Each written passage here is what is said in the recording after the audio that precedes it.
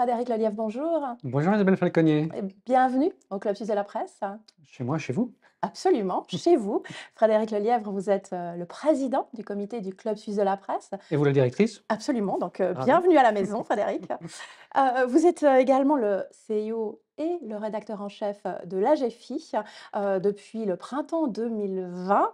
L'AGFI existe depuis 1950.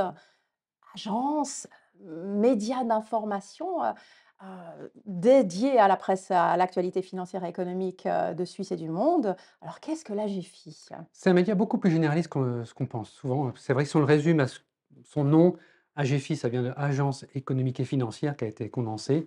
Mais donc on parle évidemment de la vie des entreprises, de la finance, mais beaucoup de politique. Et puis, vous connaissez la formule, l'argent ne fait pas tout, mais il est partout. Et donc, c'est important d'avoir l'information économique précise, factuelle pour éclairer la vie des décideurs d'entreprise, mais aussi de ceux qui votent régulièrement dans les votations. Justement, à qui s'adresse, l'AGFI? Quelles sont les lectrices et les lecteurs de l'AGFI, qu'ils soient réguliers, ou occasionnels ou qui assistent aux événements aussi qu'organise l'AGFI? C'est vrai qu'on est historiquement plus tourné vers la place financière. On a un grand bassin de lecteurs, fidèles, sur Genève, Lausanne, mais aussi à Zurich. La marque AGFI était très connue en Suisse alémanique également. Mais il n'y a pas que le public financier et on est un média aussi qui s'est rendu accessible. On fait de grands efforts pour vulgariser cette matière qui, c'est vrai, parfois est technique. Parfois, il faut être technique parce que si on veut aller au fond des choses, on veut être précis et c'est vrai qu'une réforme de la LPP ou une réforme, liée au financement des banques, on est vraiment dans la assez haute technicité, mais pas tout le temps. Et la GFI, c'est aussi, des vidéos, accessibles, interviews de dirigeants d'entreprise sans être trop, technique, un fact-checking aussi, chaque mois que l'on diffuse. Et c'est aussi quelques magazines, AGFI Immobilier, plutôt haut de gamme, très agréable à feuilleter, AGFI Life, AGFI Finance, voilà. Tout un univers finalement. Ouais.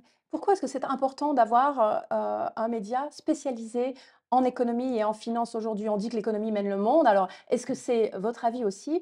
Et est-ce que c'est pour cela que c'est particulièrement important d'avoir un média expert en économie et en finance? L'économie, c'est vraiment ce qui, en fait, nous fait vivre chacun. Alors l'économie a besoin de conditions cadres, hein, mais elle a besoin d'entreprises, de personnes qui vont prendre des risques, créer donc des sociétés, créer de l'emploi. Et dans une économie si développée, si avancée que la Suisse, c'est assez naturel qu'on ait une information dédiée, à cette thématique, mais qui, de nouveau, je le dis, sont assez larges parce que la politique vient très, très souvent perturber parfois. La GFI, c'est faut pas l'oublier, un média aussi qui défend l'économie de marché, hein, qui a vraiment le libéralisme dans son ADN. Dans les articles, on essaie d'être le plus factuel possible, donc on ne commande pas, mais en revanche, dans les prises de position, les éditoriaux, là, on aura un avis, qui va, contribuer, au débat, politique en général et à l'avenir de la Suisse. Vous êtes, journaliste, vous avez été, co-récipiendaire du prix de journalisme Jean Dumur en 2013, hein, pour, le livre Crash Machine. Vous avez étudié, les sciences politiques à Paris. Qu'est-ce qui vous a poussé dans les bras du journalisme? Pourquoi cette, profession, vocation, Frédéric? Hem, j'ai surtout étudié l'économie. À Paris, c'était à Sciences Po Paris, mais c'était beaucoup l'économie.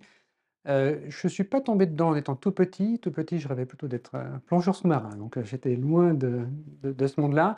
Mais à l'Uni, quelques professeurs, m'ont donné le goût de la lecture des journaux, et là, j'ai vraiment croché et je crois qu'une des premières affaires qui m'a marqué, qui m'a donné envie de continuer dans cette voie, c'était en 92, donc ça remonte déjà à quelque temps. J'étais à l'époque en France, mais il y avait une grande bataille pour le contrôle des eaux Perrier, les petites bulles, une bataille entre un acteur français, BSN, il est devenu Danone, que tout le monde connaît, et un acteur suisse. Ça m'a fait découvrir l'économie suisse parce que c'était Nestlé. Une saga incroyable, des mois de OPA contre OPA, action devant la justice et au final, c'est Nestlé qui a empoché, les petites bulles Perrier, et j'ai découpé les articles parce qu'à l'époque, il y avait pas d'internet. J'étais donc, captivé par cette affaire qui m'a donné le goût, voilà, du récit, la De vie de l'enquête? l'enquête. L'entreprise, c'est vraiment un monde assez fascinant, et puis voilà, une fois qu'on est pris, j'ai fait un premier stage dans un journal, très local et puis un autre ailleurs et voilà, c'était parti. Et vous voilà désormais effectivement, à la tête de l'AGFI en Suisse romande et également à la présidence du Club Suisse de la Presse. Club Suisse de la Presse est au service des médias, fait vivre le débat et tente aussi de créer du lien entre la presse en Suisse romande et le public de cette presse. Pourquoi est-ce que c'est important aujourd'hui que cette vocation de journaliste qui est la vôtre se transmette et pourquoi c'est important de se mettre au service des journaux comme vous le faites avec cette présidence du Club de la Presse? C'est important d'avoir un lieu d'échange entre journalistes. Il y a des syndicats qui défendent les journalistes, des syndicats qui défendent les éditeurs, mais qui ont un agenda politique. Et d'avoir un lieu d'espace, plus neutre, où on peut tous se parler, tous ensemble, je pense que ça rend un grand service à la profession. Il y a une particularité au Club de la Presse à Genève, c'est qu'on est très proche de la Genève internationale et pour la Suisse et quand on couvre l'économie, on sait que l'ouverture au monde est déterminant dans la prospérité des entreprises. D'être au contact de cette Genève internationale, c'est aussi, très, très précieux et puis, j'aimerais un club ouvert sur le reste de la société, que les lecteurs viennent, pour nous donner de nouvelles idées, nous critiquer, si besoin. Parfois, on a besoin de critiquer pour nous faire, avancer et donc c'est ce lieu, le club de la presse, le mot club est très important, rendre service aux membres et à la communauté en général. Les défis que rencontre la presse, qu'elle soit en Suisse ou ailleurs dans le monde, sont très nombreux. Défis économiques, défis de positionnement dans la société. Êtes-vous confiant? Il faut être confiant, mais pas simplement par dogmatisme, mais parce qu'on a vraiment besoin d'informations pour prendre des décisions éclairées. J'évoquais les votations qui vont parler à tout le monde, on a besoin de savoir, comment, accepter ou refuser, une réforme, accepter ou refuser un accord de libre-échange, un changement dans la fiscalité. Il y a plein de conséquences et donc c'est important d'être informé. Donc l'information reste cruciale. Mais c'est vrai que le modèle économique a été cassé par l'arrivée du numérique. D'un côté, le numérique a considérablement baissé les coûts de production de l'information, même si ça peut encore coûter cher de produire, en ligne, mais c'est quand même beaucoup moins cher qu'avant. Mais les recettes sont parties ailleurs et donc là, en Suisse romande, on a besoin de réinventer, un modèle, mais il y a assez de personnes qui croient dans cette profession pour que, même si c'est difficile, on puisse un jour, y parvenir. Vous êtes vous-même, vous l'avez dit depuis longtemps, un grand lecteur, consommateur de presse.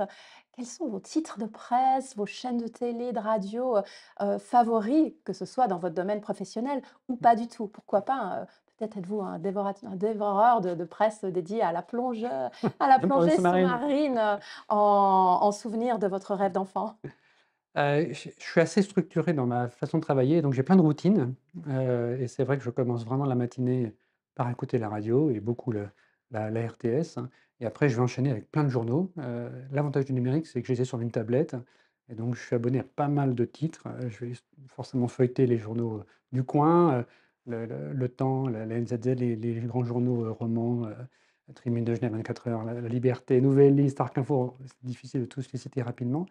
Mais j'aime bien la radio, j'écoute aussi pas mal de podcasts, donc outre l'RTS, mais des podcasts d'information, soit sur l'actualité du jour, certains en anglais, d'autres, en français ou même certains permettent d'entretenir un peu mon allemand qui est, faut le dire, assez déficient. Mais j'aime encore bien le papier, je passe beaucoup de temps, je lis souvent The Economist, le week-end et c'est vrai que sur le papier, ça reste très agréable. On oublie le papier, mais même feuilleter les grands journaux que j'ai mentionnés, ce qui est bien avec le papier, c'est qu'on est surpris. Sur le site web, on fait défiler une page, le journal, on l'ouvre et il y a une petite nouvelle à laquelle on ne s'attendait pas. Ah et on se dit: «J'ai bien fait d'ouvrir le journal». Joli plaidoyer pour, la survivance du papier. Frédéric Lelièvre, cher président du Club, suisse de la presse, merci. Merci Isabelle.